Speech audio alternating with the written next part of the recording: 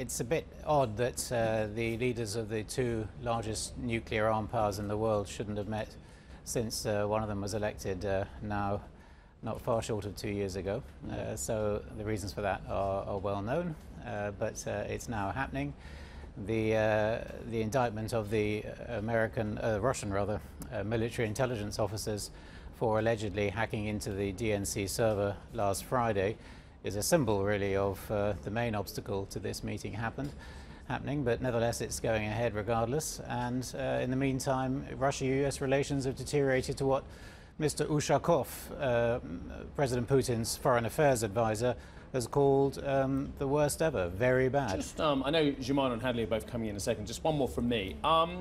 The political risks of being too friendly with a Russian leader historically would have been very bad for a president or a party facing midterms or any form of election whatsoever.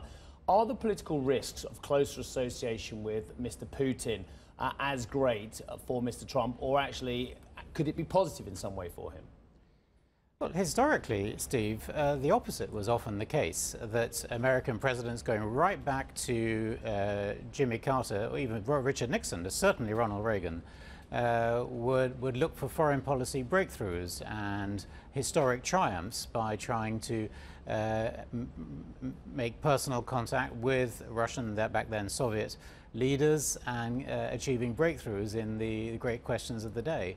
That was often the case. Even George W. Bush, who came in saying that Russia was a weak and negligible power and he had other things to do in the world, soon thought better of that. So in a way, this could be reversion to mean, as they say in markets. Okay, Hadley.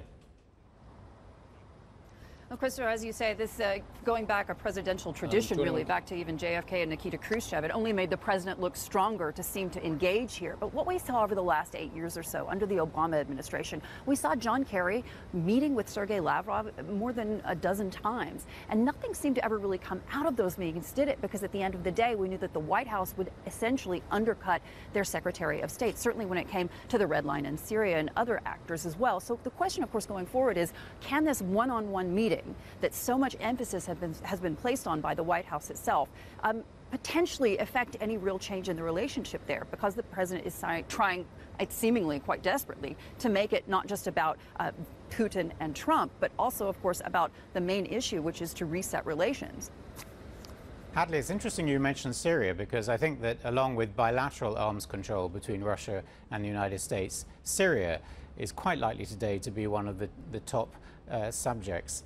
And absolutely right, John Kerry labored and toiled to make progress on Syria with his Russian opposite number, Sergei Lavrov. But there's a lot of evidence that Kerry was undercut, perhaps not so much by the Obama White House as by the US military and intelligence services, who had no interest back then in cooperating with Russia. Now that's all changed. The US and the Russian militaries are almost invisibly to the naked eye, probably many of your viewers may not have been aware of this, have been cooperating pretty closely in the Syrian theater since Obama came to power. There have been some tensions and clashes, but on the whole, a complete change from the earlier period under Obama, funnily enough. And I think that there's a quite interesting scope for a significant breakthrough today on Syria. Don't forget that Israeli Prime Minister Benjamin Netanyahu was in Moscow for yet another visit. He's often in Moscow. Again, that's not widely noticed by international media.